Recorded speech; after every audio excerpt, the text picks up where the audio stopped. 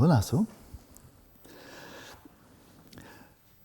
So I thought it was a little bit rude of me to interrupt Yangchen Rinpoche in his pith instructions on identifying pristine awareness. So out of deference, I'd like to complete his whole instruction. We've covered kind of the first half of it, so we'll pick up right in stride. We'll kind of get into that flow, starting from the beginning, and then pick up and complete his pith instructions or pointing out instructions.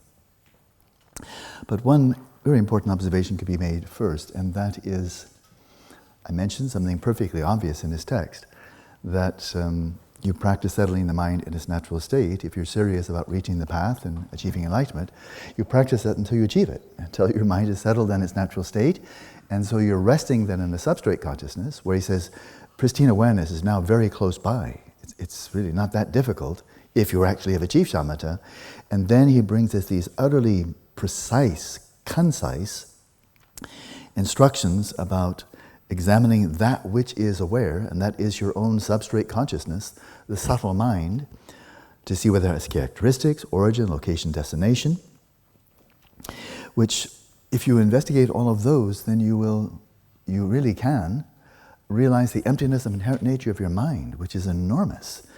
And by all accounts of these great Mahamudra and Dzogchen masters, if you've achieved shamatha, you may very well be able to gain such realization in a matter of days, not months or years, which is really quite extraordinary, but it's because you're coming in so supercharged with having really clearly ascertained the nature of consciousness, nature of mind on a conventional level. So again, whether you like the analogy or not, it's like being in your jet fighter and you've got a total lock on your opponent, and so you just have to push a button and then game over, you know. Except for here, there's no harm. All you're destroying, of course, is delusion. But then that final blade, and they do speak of cutting through. An arhat is called a foe destroyer. That's what arhat means. So there really is something of a kind of a warrior aspect to this. But once you've realized the emptiness of inherent nature of the mind, it has no objective or no inherent origin, location, or destination, that final cut, that's like tick, tick, and then you're out. The final cut is examining whether even it exists or not. That's not whether it inherently exists, you got that one. But when you're asking, do you even exist or not? And you see that neither one works.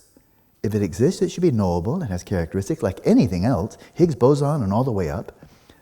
But if you can't identify a single characteristic, and it said, Shantideva in Shiksha Samuchaya, Companion in Practices, he cites a sutra in which it says, none of the Buddhas of the past have ever observed the mind.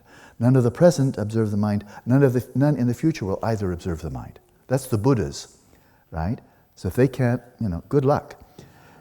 And so that's what you're doing right there. Can you observe that which is observing? The mind that is observing, does it have characteristics? And you see, no, so therefore it can't be deemed existent. It doesn't mean anything. If it can't be observed, then why call it existent? But then you say, can it be then deemed non-existent? And something just is deeming it non-existent. That's not possible. And so you take these two walls, you take these two walls of existence and non-existence, and you just keep on battering at them. Not possible, not possible, not possible, not possible, until they crumble. And what crumbles is the mind with which you're doing the investigation, which has been a conditioned mind, using your human intelligence and so forth, but you're then cutting through. That's exactly it. You're cutting through the conditioned mind that is asking the questions. So you cut through that conditioned mind to a way of knowing that is beyond the parameters of existence, non-existence, coming and going, arising and passing. That's how you cut through to pristine awareness. So you've not only realized the emptiness, you've also cut through conditioned mind, realized Rigpa, and then you focus there on its empty nature, that's Dharmakaya, its luminous nature, Sambhogakaya, and then you continue on, and when you can rest in that, then when you're ready, then you go into Tutgyal, rest there for 20 years, become a Buddha. And it's really easy. Tutgyal is really easy. I mean, it's not difficult, not complex. Any of us could do it today. The problem is we'd be observing these little floaters in the field of our visual awareness from ordinary mind, which means it's a really boring video game. I mean, it's nothing at all. It's not shamatha vipassana, not dzogchen, because that's intended for people who are resting in Rigpa. And if you're not, you're just looking at floaters. Ask your eye doctor, what is a floater? And you get the answer. Oh, not Rigpa.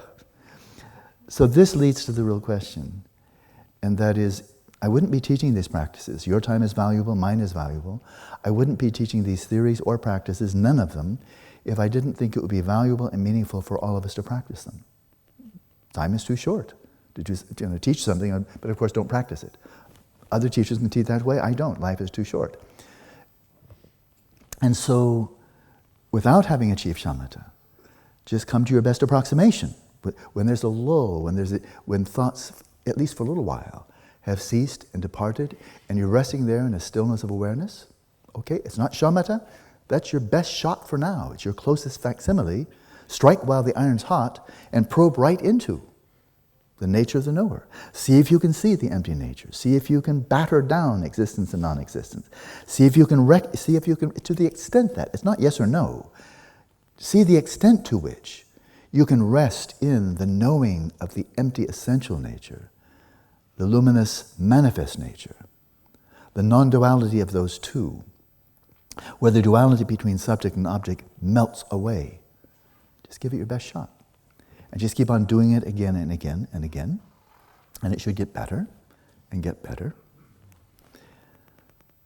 And eventually you can also practice tutgel. Even if you're not really totally abiding in Rigpa in a non-conceptual way, you can venture into tutgel as well.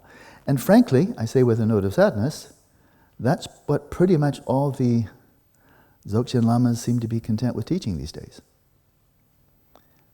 Not really guiding people to fully achieve shamatha. Maybe giving them a dab. Here's some methods. Try this. Do it. Do it for an hour or two a day, and then giving some vipassana. Try this for a little bit, and then here's some pointing out instructions. You'll like this a lot, and try that a bit.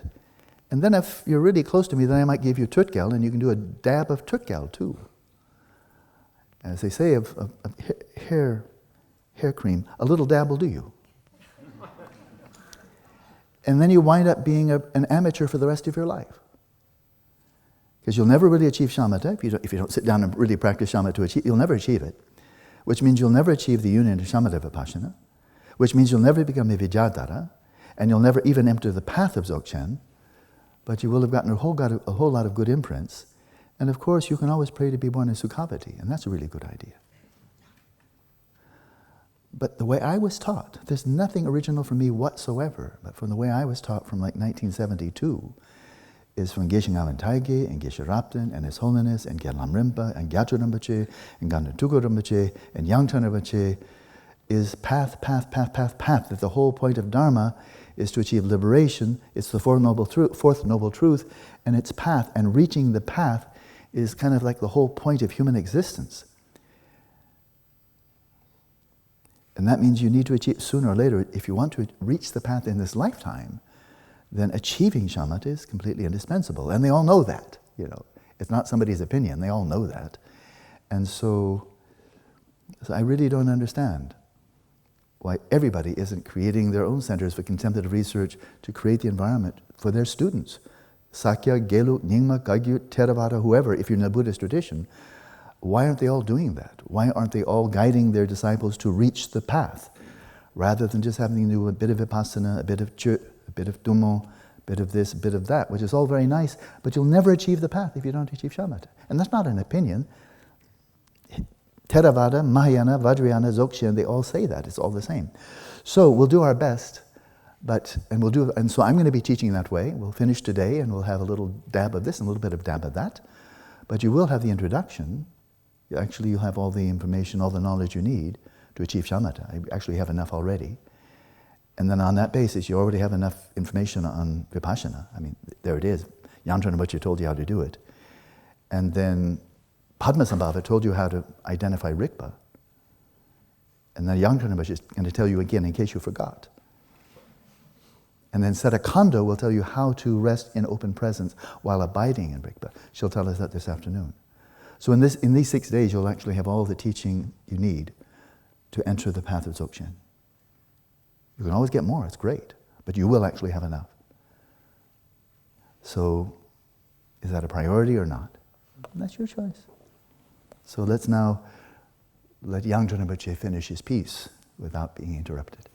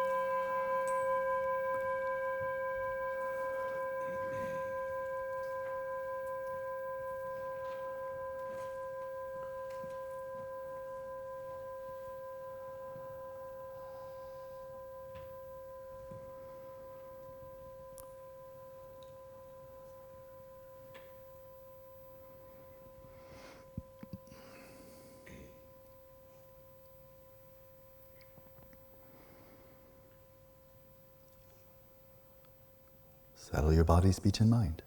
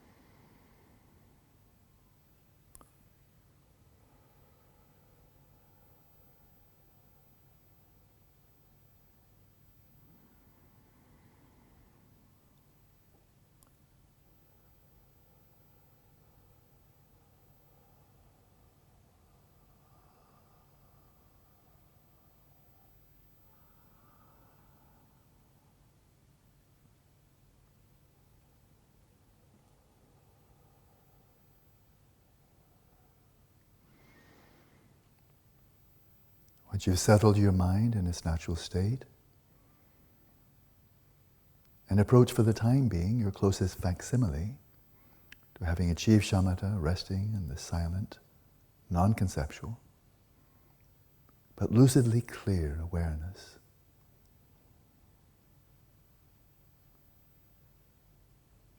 And you experience at least some intervals in which the mind becomes quiet, thoughts have vanished into the space of awareness.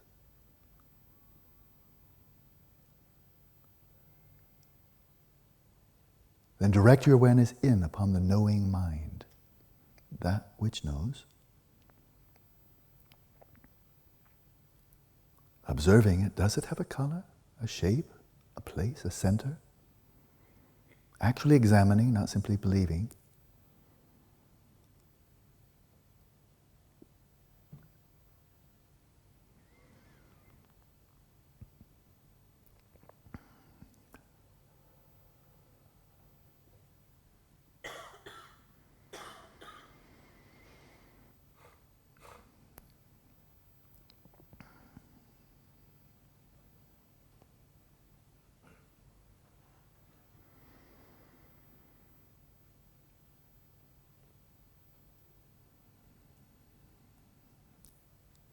And then look more closely at this mind that does all manner of things and knows, perceives all manner of events. It wasn't always here. If it's really here now, where did it come from? From your brain, your body, from the elements, egg and sperm, where did it come from? If it's real, it must have come from something, not from nothing. So where? What are its origins?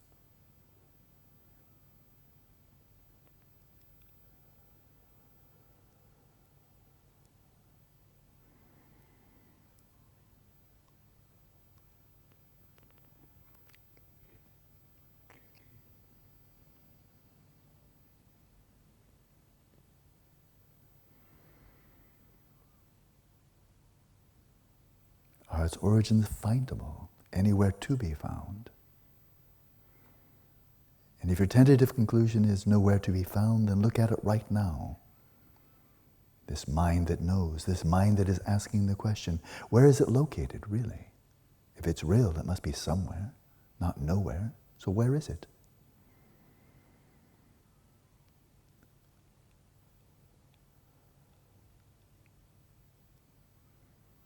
Is it in the space of the mind or outside of the space of the mind? In the body, outside the body?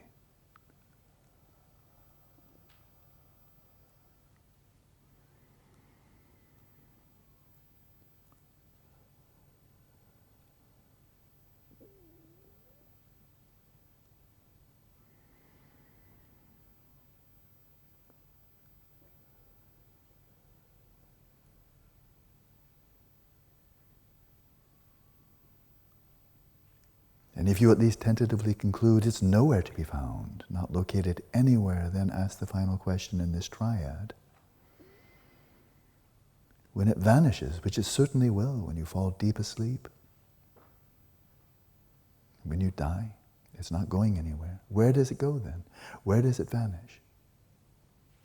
Does it depart to someplace? If so, where? Where will your mind go when it's no longer here?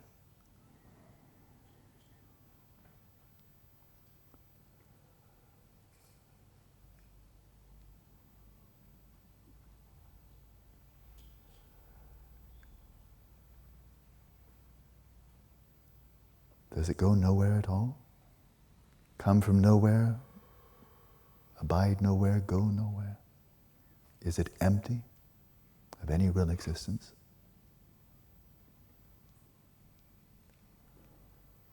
Any identity of its own? But surely it must exist. It's asking these questions. It's seeking. But if it exists, what are its characteristics? By what can it be known?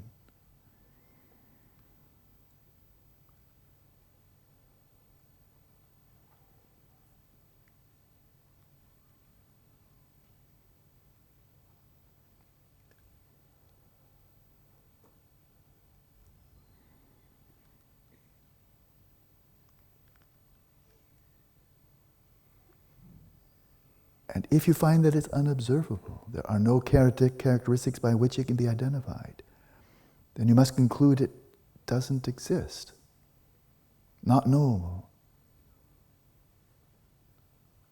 But if it doesn't exist, how could it ask questions and come to a conclusion? It can't not exist.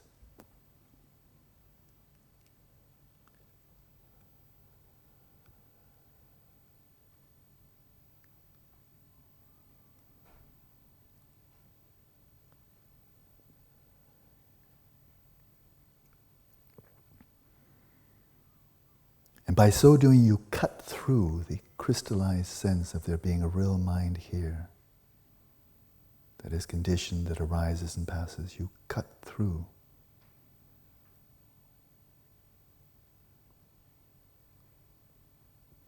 To a dimension of awareness that is beyond all conceptual categories. Unborn, unceasing. Non-local and atemporal.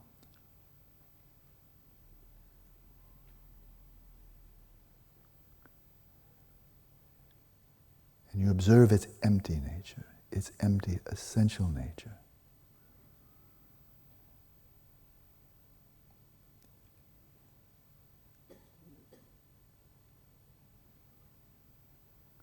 And know that to be the Dharmakaya that has always permeated your mind stream. And now you see it nakedly. Dharmakaya, perceiving Dharmakaya.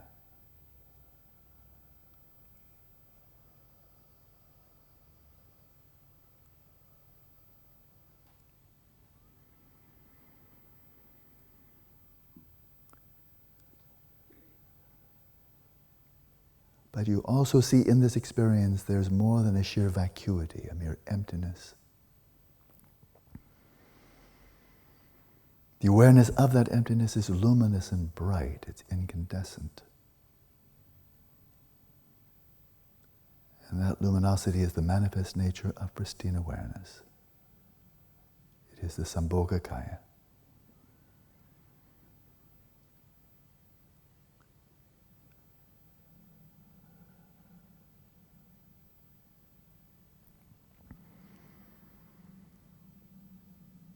But that empty essential nature is itself luminous, and the luminous manifest nature is itself empty.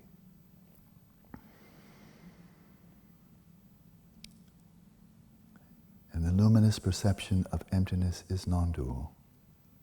There is no division whatsoever between the knower and the known, Sambhogakaya and Nirmanakaya.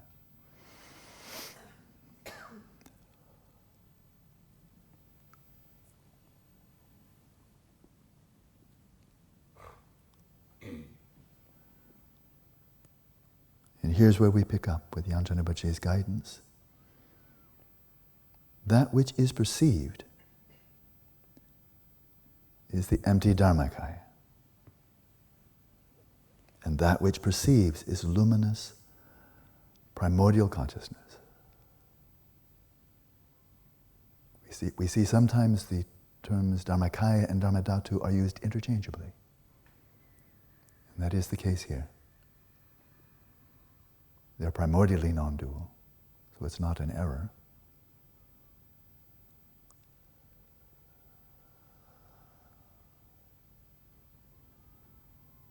These two, the Dharmakaya, primordial consciousness, these two may be expressed as emptiness and luminosity, and they may be called absolute space, or Dharmadhatu, and primordial consciousness.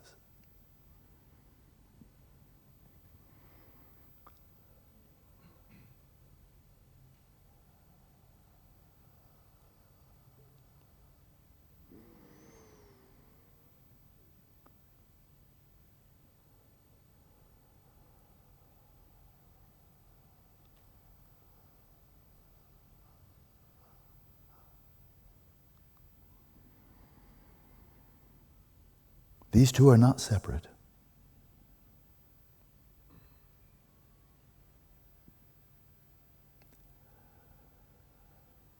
The manifest nature of that emptiness is luminosity. And the essential nature of that luminosity is emptiness. So luminosity and emptiness are unitary. They are not separate, for they are one taste.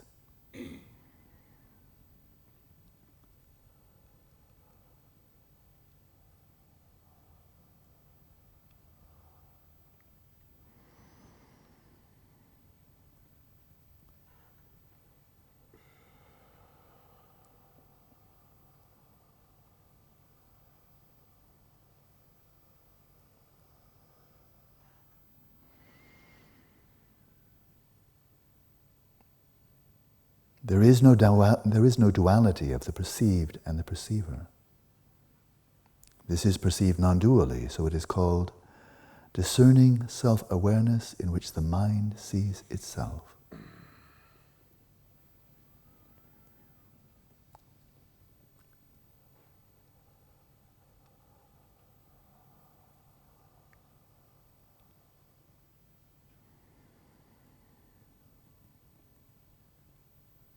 that very nature of the one taste of luminosity and emptiness is the equal taste of the good and bad, of samsara and nirvana.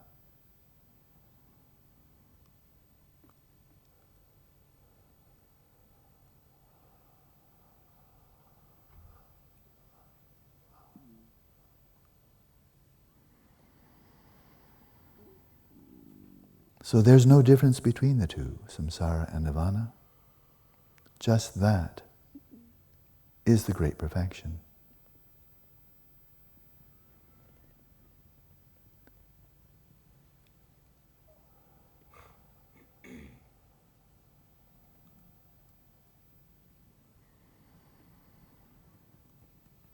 In the mind stream of one who realizes the great perfection, impartial compassion and impartial pure vision emerge effortlessly and naturally. That is all-pervasive compassion, the Nirmanakaya.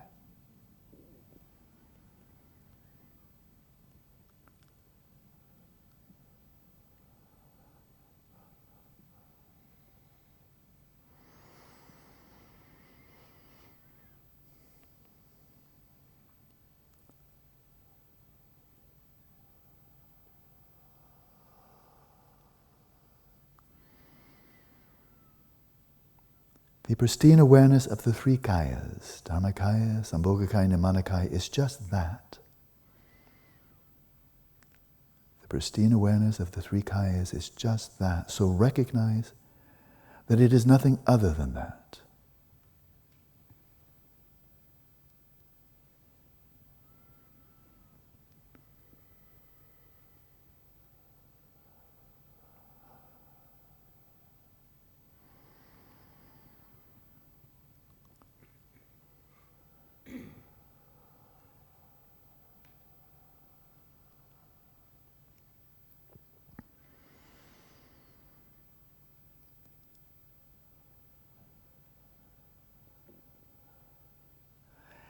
As long as there is vague uncertainty, realization of the nature of existence will never come. So you must ascertain this from within.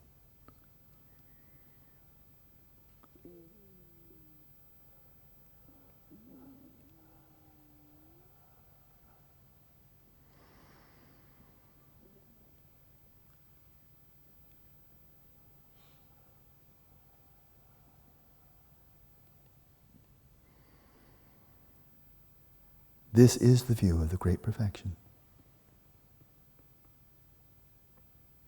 And with these words, he concludes his pointing out instructions.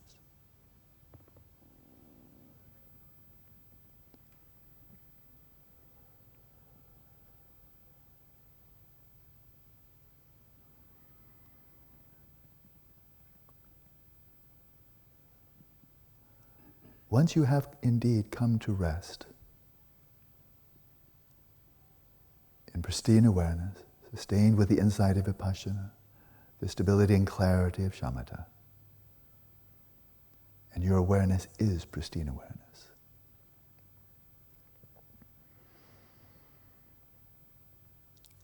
then your practice, the whole of Dzogchen meditation, is simply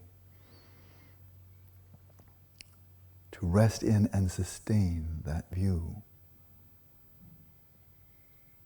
The view of open presence from the perspective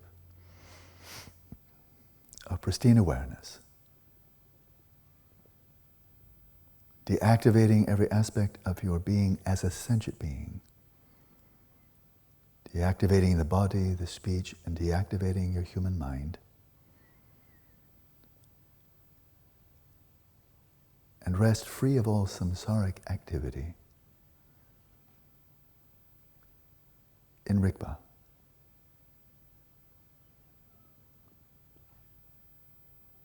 So the pith instructions on this phase of practice I draw from the Lake-born Vajra in the Vajra Essence, where Padmasambhava says, motionlessly relax your body in whatever way is comfortable, like an unthinking corpse in a charnel ground.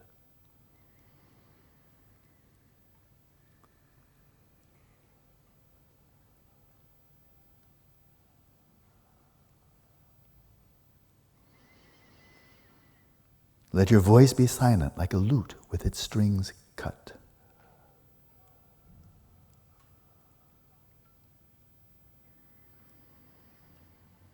And rest your mind in an unmodified state like the primordial presence of space.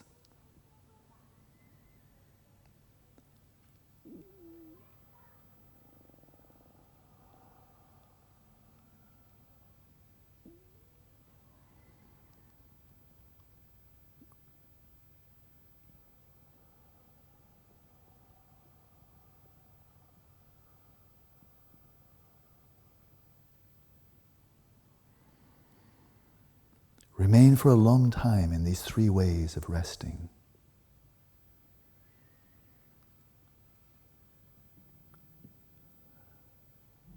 This pacifies all illnesses due to disturbances of the elements and unfavorable circumstances, and your body, speech, and mind naturally calm down. The ultimate purpose of this practice is to experience the Dharmakaya, free of activity. And let's continue practicing in silence.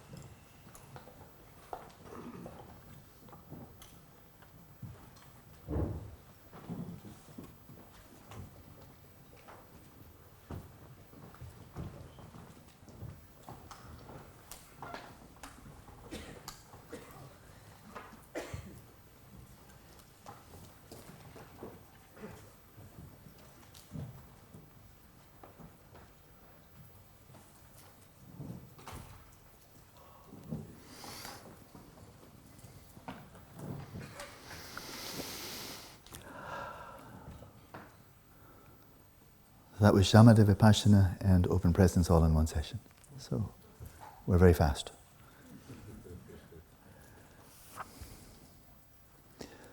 So let's go, since time is running out. Let's now go to, skipping all these juicy quotes in physics.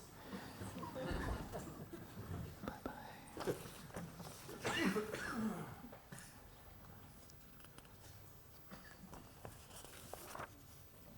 There it is. So Roman numeral 11. 11. We've covered the very succinct but entirely complete instructions on daytime dream yoga in the context of Dzogchen.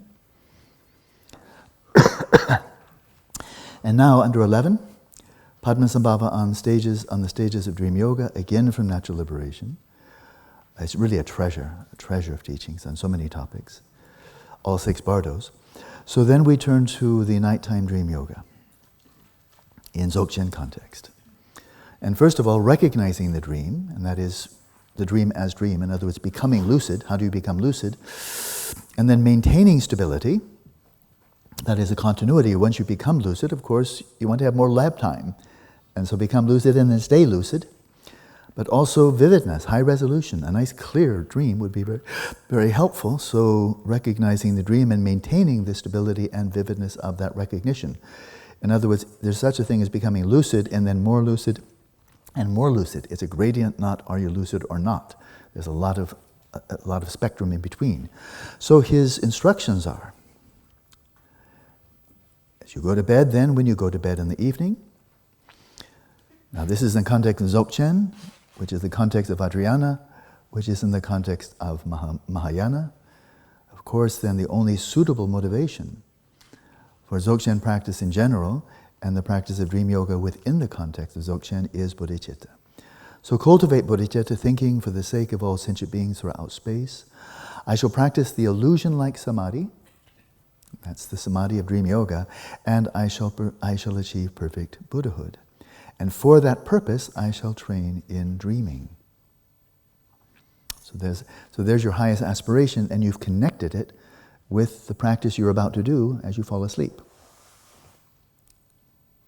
Then as you lie down, rest on your right shoulder, with your head pointing to the north, your right hand pressed against your cheek, and your left hand placed upon your thigh.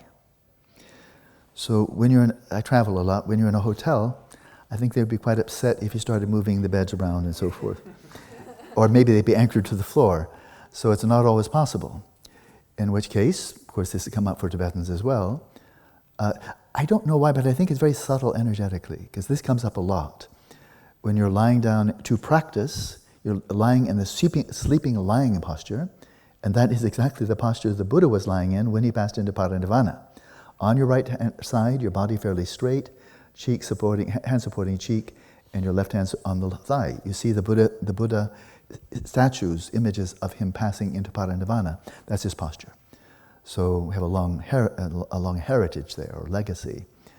And so the posture of the body is to align your spine, your channel, so that the energy, the prana, can flow very smoothly, rather than being tucked in a fetal position and so forth and so on.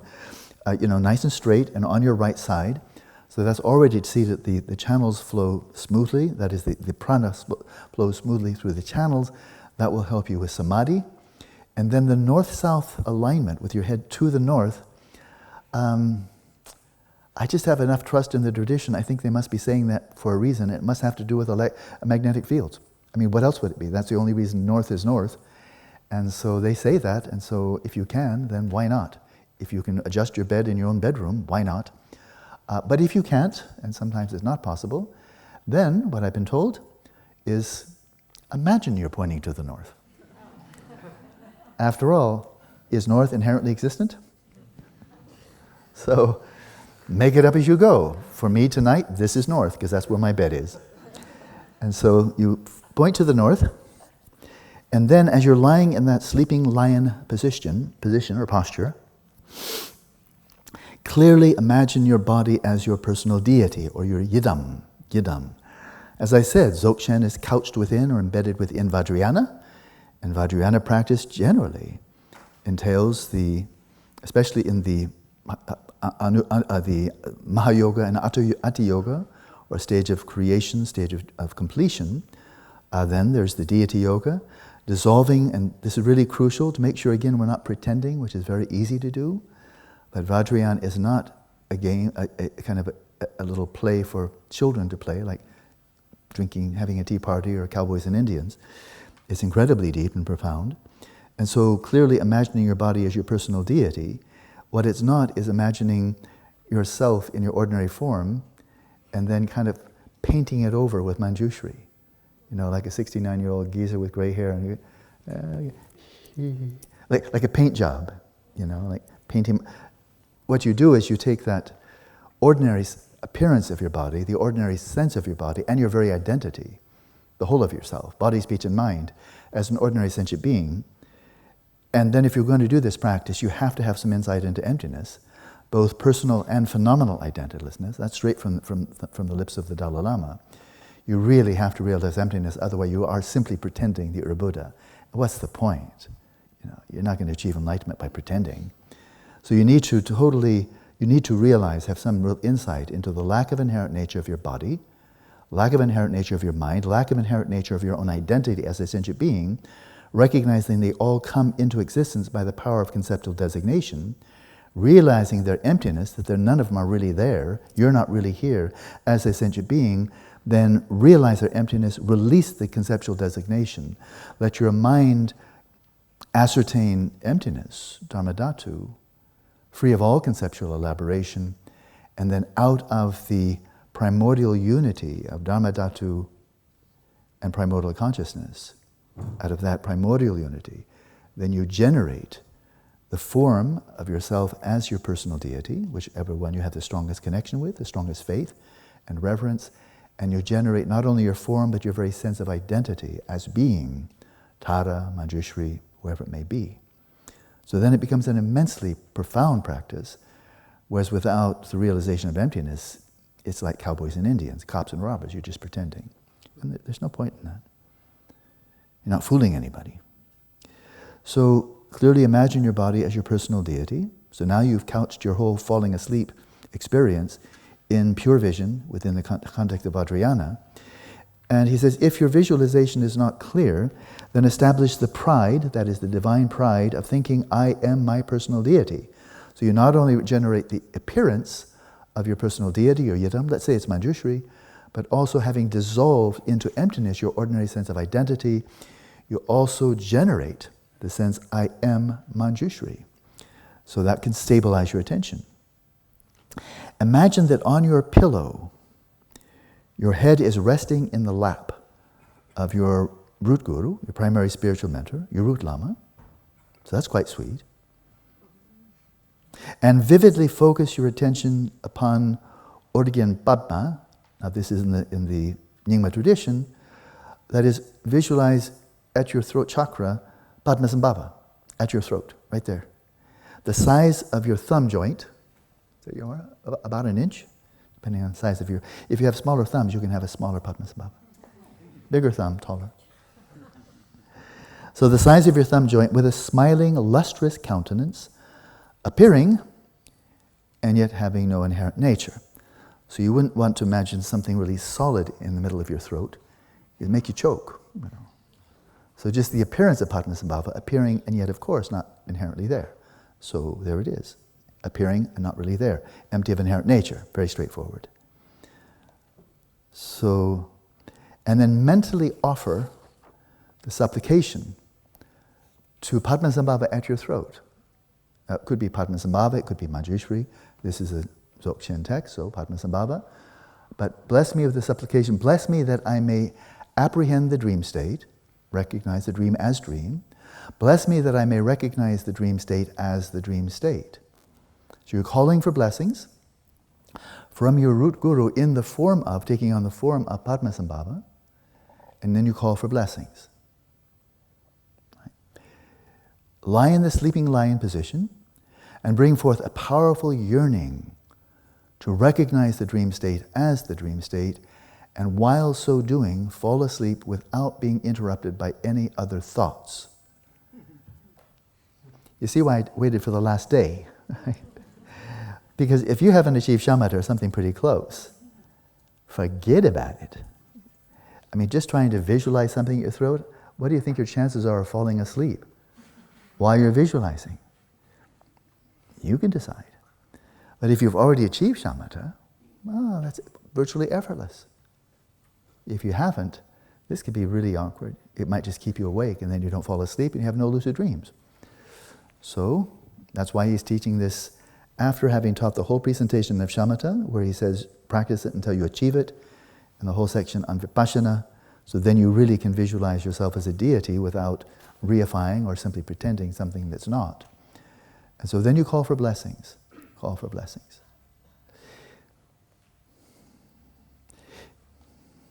Maybe it's worth mentioning here that if we look back on the history of great adepts, people who have achieved very, very high states of realization, I've never heard what I'm about to say, but not in so many words in one chunk, but it really seems to me it's true. And that is, the path is very straightforward. On this path, it's shamatha vipassana, identifying pristine awareness, dream yoga, and then on you go. And there are individuals, clearly I know that definitely there are individuals, when they're looking at the prospect of entering the path, like Tsongkhapa, like Sakyapandita, like Longchenpa, like Lama Rinpoche, like His Holiness, like his tutors, Lingam Rinpoche, and Tijan Rinpoche, and many others. There are individuals with just minds that are just phenomenal. They're philosophically oriented. His Holiness is just a natural philosopher. I don't think he learned how. He was just a natural philosopher. And there's some people who just have such powerful intellects and are drawn to really deep investigation with the mind, with reasoning, investigation, that they're good at it and they succeed at it. And when they see this path, they're just happy to plunge into the great treatises, the works of Nagarjuna and Chandrakirti, Tsongkhapa, and so forth, and really seek to use the power of their intelligence to fathom the nature of emptiness. And then to fathom the nature of stage of generation completion. Read the 7 works on Dzogchen, the 7 treasures of Longchenpa on Dzogchen. Many Khenpos do. And if you have that orientation of just a love for erudition, a love for very deep thinking and philosophizing, this is a path that has worked for many, many great beings in the past, in India, Tibet, Mongolia, and so forth. So there's one route. And some people are just born that way. Whether they're brilliant or not, they're just drawn to studying and investigating and thinking and really gaining understanding conceptually first. And then if they really have renunciation, they will take that right into shamatha, and they will achieve shamatha, achieve vipassana, and draw from all that erudition to achieve the union of two and then on into Dzogchen, if this is the path they're following. So there's one route. But not everybody's that way. Milarepa wasn't. He never went to any college. He never got any degree. And there are many, many other cases like that in the history of Tibet. And of course, what I'm saying is not just true of Buddhism. And so, I've met a number of people like Losang Tenzin. I've often told his story. He was a farmer, then he was imprisoned in a Chinese prison camp. He escaped, went down to India, just wanted to kill Chinese, joined the Indian army, just wanting to kill Chinese. He was probably illiterate and spent, I think, 1 or 2 furloughs in the Indian army just wanting to kill Chinese. Never had a chance. And he'd lost his whole family by escaping from Tibet. And so here he is. He just couldn't succeed at anything. He lost his farm, lost his family. He's never a scholar. And now, he was a soldier, didn't get to kill anybody. So nothing worked out. And he's like 45 years old by now. And he just thought, crap. What am I doing here? And then a real spirit of emergence rose. And he thought, I don't want to do this anymore. The only thing worth doing is Dharma. There's nothing else. He'd lost his family, lost everything. Nothing worked out. And so even while he was still in the army, then he had the chutzpah, the courage, this quasi-literate Tibetan farmer who became a soldier. He had the chutzpah to go to the senior tutor of the Dalai Lama, Lingam Rinpoche, and said, for the rest of my life, all I want to do is practice Dharma. Will you teach me? Lingam Rinpoche said, yeah, I will. I will. He gave him personal guidance. So he was doing his prostrations, he was doing preliminaries while he's still in the army. Can you imagine the guts of that? You're surrounded by soldiers and you're doing prostrations and offering mandala. He didn't care. And so he finished his furlough, and then as soon as he was out, he went right back to Rinpoche, received more instructions on Lamrim, and then went up to a cave at 15,000 feet up above Dharamsala. Came down once a year for tsampa, or just basic supplies, probably lentils and rice. Came down once a year during the winter teachings of His Holiness, and then he went back up his cave. He didn't come down in between. He spent 12 years up there, and would come down only to see his guru, receive more pith instruction, who guided him step by step by step. So he didn't have the big intellect, but boy did he have renunciation. And he just wanted to practice, and he did very well. So there's another kind. If you have renunciation, you just want to be a yogi, you don't need great erudition. What you need is a really qualified Lama. And that's why he went to the best one he could find, the senior tutor of the Dalai Lama. And he did guide him because he saw this fellow's worth investing some time in. So that's another possibility. No great erudition, no philosophy, no, but just enough, guided by a great master. He went right on through Lamrim, right into stage regeneration, completion, achieved Tummo. He really did very well. I translated for him once in Massachusetts, and Bob Thurman asked him, what is your state of consciousness nowadays? And His Holiness had told Losang Tenzin, when you're asked by the Westerners what's your realization, don't say I don't have any, because they'll believe you. Those Westerners, you know. And so Bob Thurman knew that, so he knew he could ask him. Otherwise, Bob Thurman is very courteous. He wouldn't ask people like that, because he knows Tibetan tradition. But he asked him because he knew he'd have to give the answer. And Losang Tenzin knew he was nailed. He has to tell the truth. And I was translating for him. And he's like, maybe 55, close to 60 by then. Spent 12 years in solitary retreat. Came out only because His Holiness asked him to go to Harvard to be measured for his Tummo. So he's just been asked, what's it like to be you like now? And I'll try to give the body language. I'm him. Well, nowadays, my state of consciousness is one of inconceivable bliss, both while I'm in meditation and between sessions.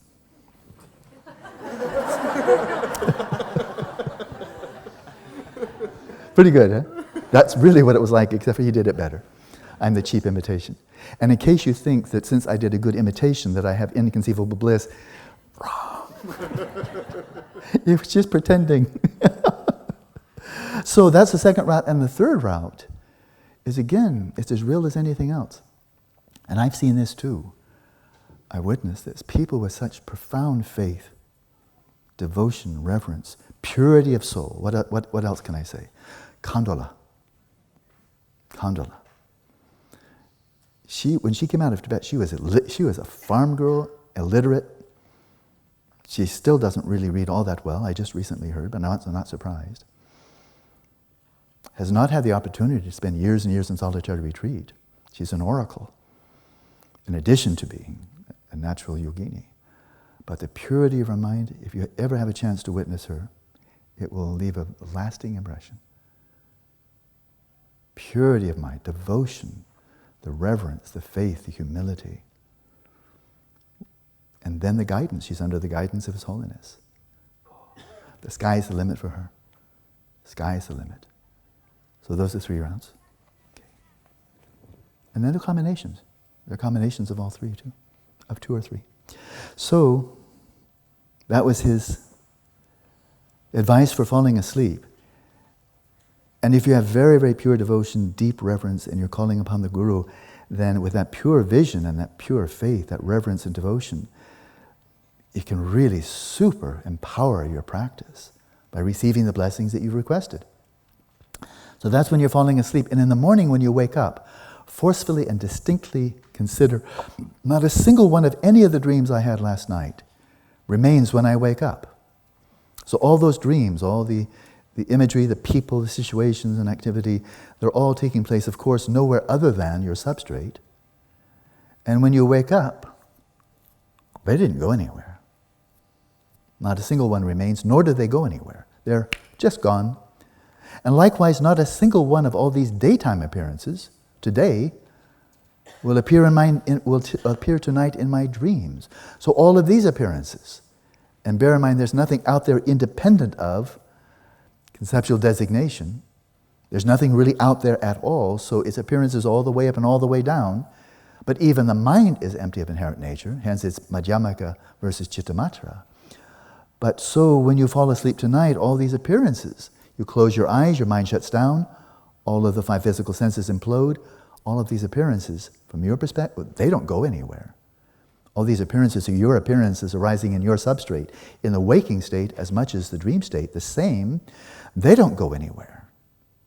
Likewise, not a single one of all these daytime appearances today will appear tonight in my dreams. There's virtually never any overlap between the two. There is no difference between the dreams of the day and the night, so they are illusions, they are dreams. So now, again, this is couched in the Dzogchen perspective. It's not that daytime experience is like a dream. It is a dream. And the dreams at night are simply a dream within a dream. And that can happen. I'm sure Charlie has could tell you a number of stories about that. People dreaming and then having a dream within the dream. Waking up from the dream within the dream, and they're still in a dream, false awakening. And if you watch the rather intelligently scripted movie Inception, that theme was brought out. A pretty sharp dream. A pretty sharp movie. Provocative. And so how does this play out? When during the daytime you recognize there is no difference between the dreams of the day and the night, so they are illusions, they are dreams, they're both equally dreams, neither one being any more real than the other. What happens at first, there will be more dreams. If you really apply yourself to this as your main practice, and especially if it's supported with shamatha vipassana and having identified pristine awareness, at first there will be more dreams. This point, again, we come way back to the beginning. And that is, for the moment, what we attend to is reality. That's one of my mantras from William James. And if one just doesn't have much interest in one's dreams, just generally, and doesn't pay attention to them, takes no interest in them, don't try to remember them, then the dreams won't be very real for you, and you may hardly remember any.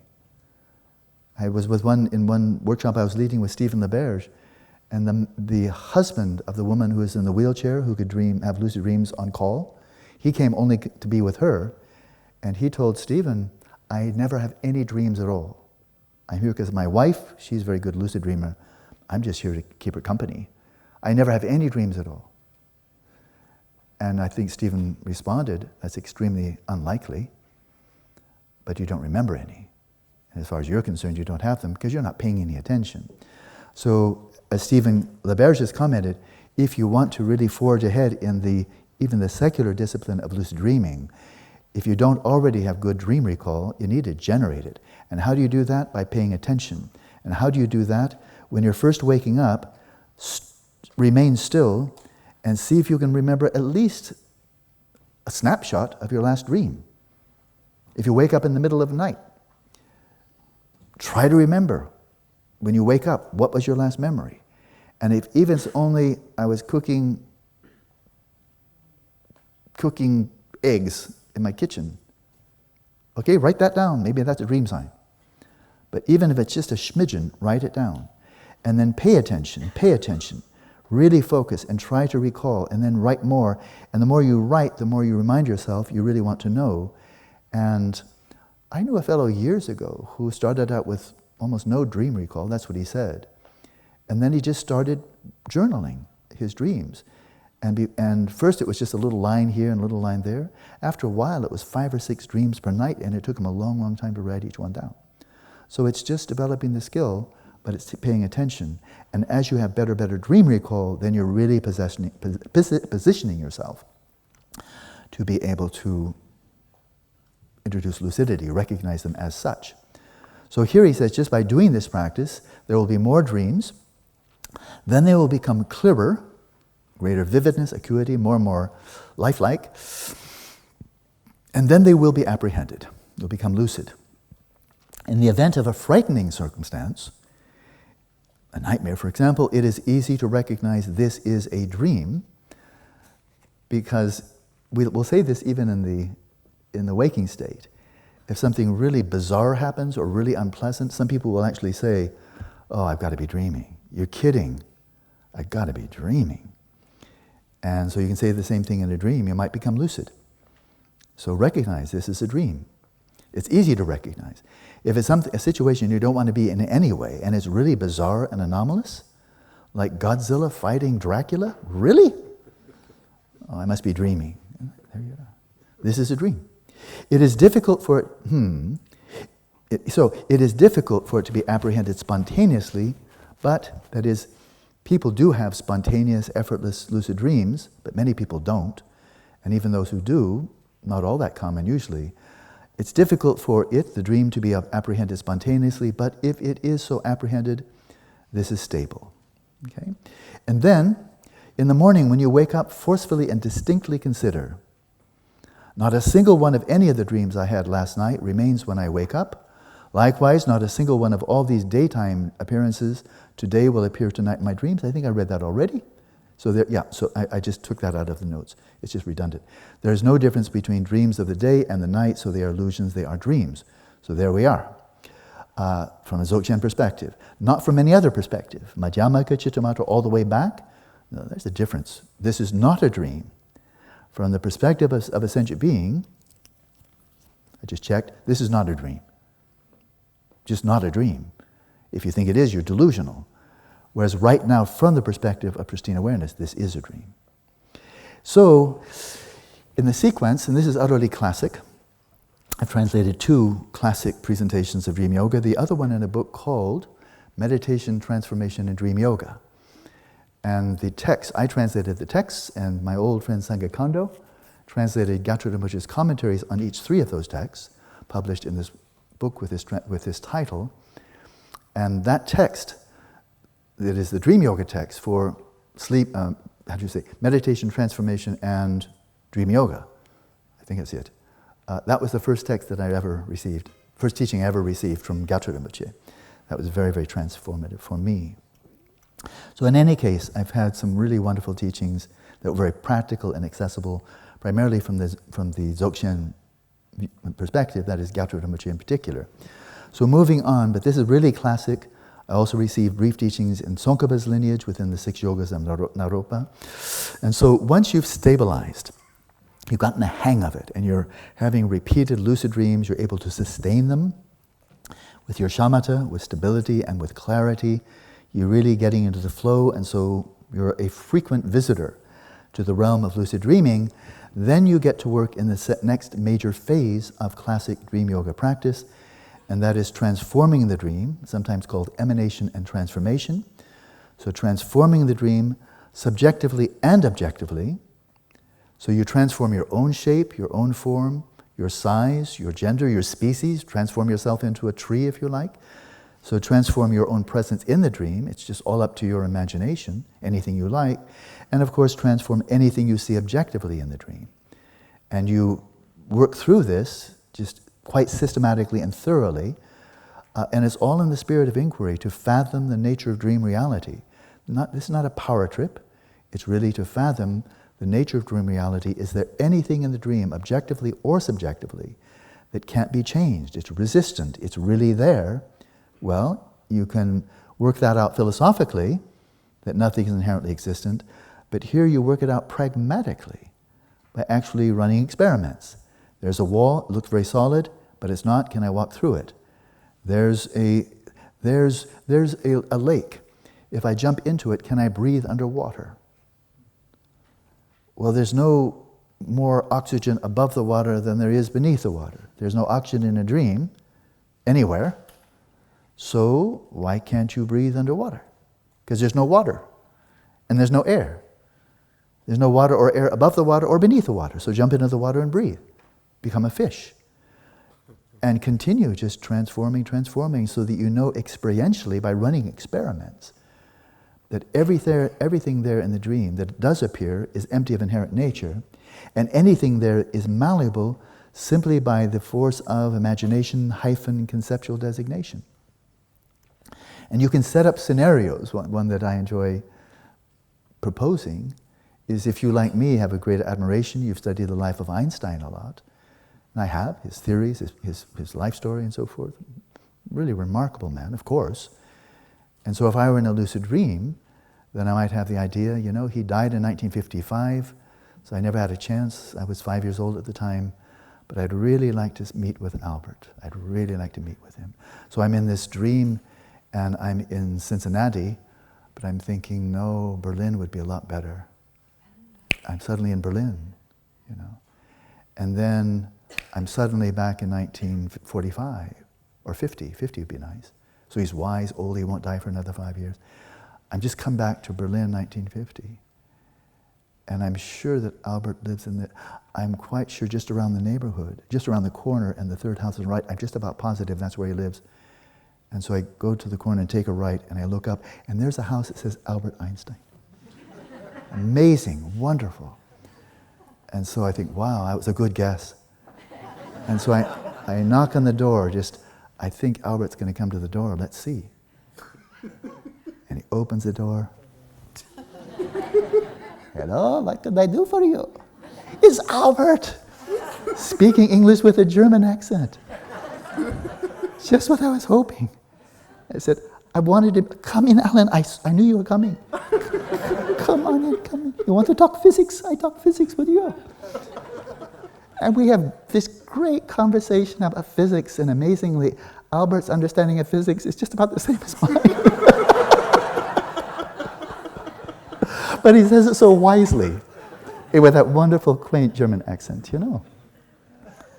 So what you think will be real can be real. All you have to do is not reify the dream. Because if you reify the dream, you're right back in Cincinnati, or wherever you started, and so there you're stuck. So that's how it is. You need to explore that experientially and enjoy yourself. But as he says here, when apprehending the dream state, consider, since this is now a dream body, it can be transformed in any way. Your body, your dream body, there's nothing there. It's an appearance. So whatever arises in the dream, be it demonic apparitions, monkeys, people, dogs, and so on, meditatively transform them into your personal deity. That would be interesting. Transform them all into Tara, Majushi, Dakinis. That would be more interesting than dogs and monkeys. So practice multiplying them. When you see one thing, multiply it into many. Practice multiplying them by emanation and changing them into anything you like. So transforming the one into many, the many into one, shape-shifting, you just see, wow. It's just, whatever I like, I just designate it and there it is. While apprehending the dream state. So now if you'd like to go much deeper, you've had your fun in samsara, you went to Germany, go to the Alps, go surfing in Tahiti and so forth, etc. Then while apprehending the dream state, if you'd like to go now much deeper, by bringing forth a powerful yearning to go to Abhirati, which is one of the Buddha realms, Pure Lands, in the east, whereas Sukhavati is set in the west. There are four of them on the east, the cardinal directions, and then one in the center, classic Tibetan Buddha, Indo-Tibetan Buddhism.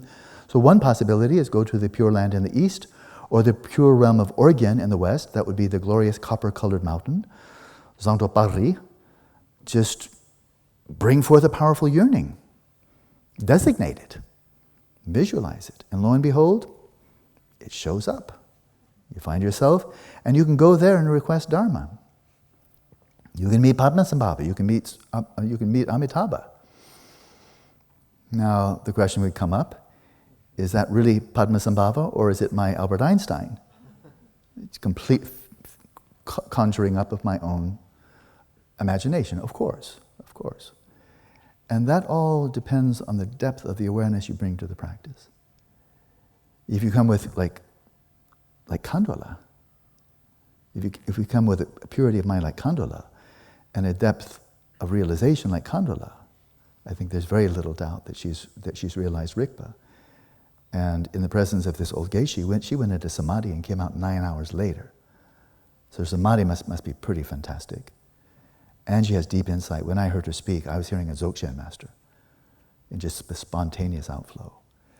And she's deeply respected by His Holiness.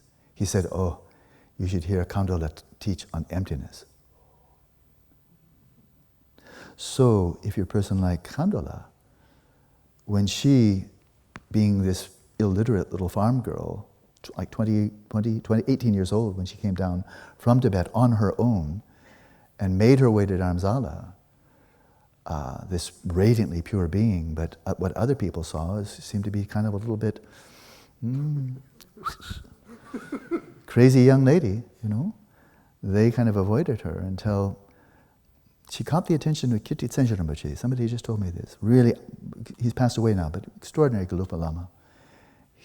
She caught his attention. And he saw she's not some crazy young gal. She's something special. And so she brought him to the attention of His Holiness. But before she was able to meet His Holiness, who recognized her very swiftly, she, as this peasant girl, just there as kind of just a refugee in Dharamsala, when she knew that His Holiness was heading out in a cavalcade of cars, heading from his home to go down to Delhi or what have you, they knew, they let the word out in the village, His Holiness will be passing by, driving by at 10 o'clock. If you'd like to be there and offer, just from afar, offering a kata, then you can see him as he passes by. Tibetans have great faith. And she has tremendous faith. So she reported that, she did that, the first time she ever saw him. She was there by the side of the road, waiting with just, I think, unimaginable reverence. And she was waiting there, and he came by, she saw his face. She saw him in the form of 10,000 armed Chenrezi. Or 1,000 armed Chenrezi. She saw him as Avalokiteshvara. That's what she saw. So that's pure vision. So if she were here, then, and she went to Abhirati or Sukhavati, she would see Buddha. Other people, well, Buddha will probably have about a good understanding of Dharma as you do. But still, it would be a good appearance. So to subdue demonic apparitions and so forth, within this lucid dream, practice emanating yourself as a Garuda, to scare away demonic apparitions, or Hayagriva, a wrathful form of Avalokiteshvara, and the like, and transform them any way you wish. That is, if scary things, demonic apparitions, maras, goblins, ghosts, whatever, Tories, anybody comes up. Boris and Donald, hand in hand, transform them quickly. Just joking. So transform them any way you like. Laurel and Hardy might be a good option. In addition, practice condensing many things into one and multiplying one thing into many. So this is a whole phase. Until you've mastered it, until you see there's nothing I can't do. I can transform anything I like, including the most horrendous apparitions that come up, the scariest possible apparitions and so forth. You can transform them all. So then you really know. Like Ledap Lingpa said, with respect to settling the mind, you have this non-conceptual knowing that whatever arises in the mind cannot possibly harm you. And you will be so lucid, you know beyond a shadow of a doubt. It doesn't matter what comes up in the dream. Nothing can harm you. It's all empty, and you already know you can transform it any way you like. So that's a major phase there, to really fathom experientially through experimentation the empty nature of everything in the dream, but also the fact that everything in the dream is an expression, not of Rikpa perhaps, maybe you don't realize that, but everything there that manifests is a display of your own substrate consciousness. Everything is, the whole arena is in your substrate, and everything that's illuminated within that domain is illuminated by your substrate consciousness, and the appearances, the forms that manifest there are an expression of the luminosity of your substrate consciousness. So then, it's your creation, do whatever you like with it. Once you're there, then you're ready to go to a deeper state, and that is seeing through the dream. So this is the next phase, classic teachings. Padmasambhava, apprehend the dream state and go now to the bank of a great river, a really powerful one. And most Tibetans don't know how to swim. So with a fierce current, deep water, and consider, since I'm a mental body of a dream, there is nothing for the river to carry away. And so by jumping into the river, which for a Tibetan means certain death, basically, because they can't swim, they'll drown in a matter of a minute or two. But this is a dream, by jumping into the river, instead of drowning in this dream river, you will be carried away by a current of bliss and emptiness. So in other words, you seek out danger and then you jump into it. Like the woman who plunged the knife into her guts. She was fine. So whatever comes up, you just release into it fearlessly. At first, because of the clinging of self-grasping, reifying yourself, you won't dare. But that won't happen once you have grown accustomed to it. You just become more and more familiar, more thoroughly comprehend the nature of dream reality. Then you see you can go out into a nuclear test ground and wait for an atomic missile to land on your head and see it coming and try to make sure it hits exactly on the top of your head. Whatever you like. I mean, it's a dream missile, so what's the issue? So then, without trying to transform anything, you go and meet your worst nightmare and know it's empty. It has no possibility of harming you. So that's a deeper realization than simply knowing you can make it go away. And similarly, by seeing through all such things as fire, precipices, and carnivorous animals, dangerous animals, all fears will arise as samadhi. The fear arises, you see its emptiness, and you go right into the samadhi of realizing the emptiness of anything that would otherwise terrorize you. The critical point for all that is training in daytime appearances. So there's part of your practice. The illusory body, remember that's what you do between sessions, as you're meditating on emptiness, in between sessions. As Atisha said, Tunzam Gyumek Yiwurja, in between sessions, act and as an illusory being, do that as much as you can, and powerfully anticipating the dream state. During the daytime, then keep on anticipating, tonight I'll be dreaming, tonight I will be lucid. I will be lucid. When the dream comes, I will recognize it. To make that a strong habit, it will carry over into the dream. Then when on the verge of sleep, it is important that you direct your attention to whatever you are apprehending at your throat. And it could be Padmasambhava, it could be your spiritual mentor, it could be your personal deity, it could be a seed syllable, like Om or Hum or A, or it could be a bindu, simply a radiant orb of red light. Visualize what you like. But the whole point there is to visualize something at your throat, because by visualizing there, you draw the prana there. Drawing the prana there, awareness goes there, and that's where awareness and prana go when you're in the dream state. Waking state up here, deep sleep in the heart, and here's for dream. So you're drawing the prana there that will bring you swiftly into the dream state and be lucid when you arrive. And it is crucial that this not be interrupted by latent predispositions. That is, when you're doing the visualization, that you don't become distracted. So number one, you have to be able to do it with such ease that it doesn't keep you awake, and that's a challenge, but also such calm and composure, that is stability, that you don't become distracted. So that's where shamatha comes in. Without that, you won't be able to do this.